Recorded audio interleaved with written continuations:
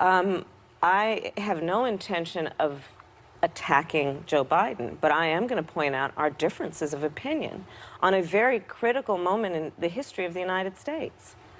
1954, the United States Supreme Court unanimously decided Brown v. Board of Education because there were segregationists in the history of our country, including the members of the United States Senate, who lived their career and their reputations on the basis of ensuring that the races would not be educated together.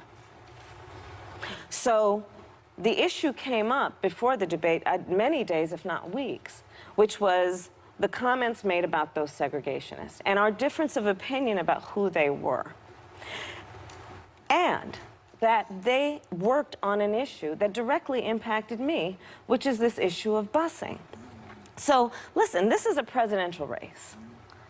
And I absolutely agree and believe and maintain that we should not have personal attacks against each other. We should not be attacking each other. But we're on a debate stage. A Biden advisor called you slick and slippery. A Biden advisor just called you that. Well, you know what?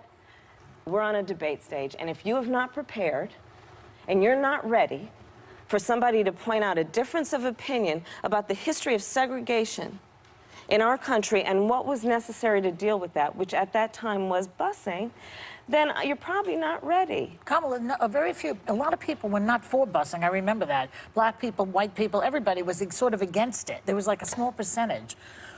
Now that you look back on it, you think it's a good idea? If I were serving in the United States Senate 40 years ago, when Joe Biden was serving there, yes, we would have been on opposite sides. You would have said that busing is good. I would, but let me tell you why. Because at that time, we had people leading state houses.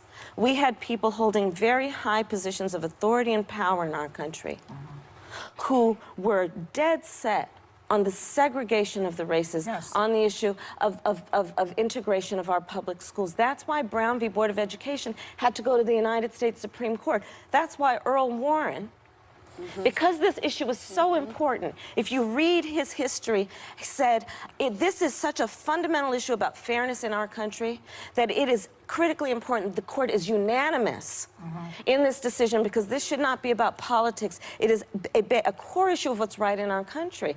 And so, and why did it have to go to the United States Supreme Court? Because there was violent, and I'm not saying that word casually, I know, violent resistance to the desegregation of schools. And I think I hear what you're saying. I think some of the criticism was there were T-shirts made immediately, and that your photo was put up, I think, within a few minutes of the statement being said. So I think that's what Congresswoman Gabbard was speaking of. With the I haven't talked about it, but I just think that on this issue, we disagree, and it should not be characterized as a personal conflict. Right. We disagree.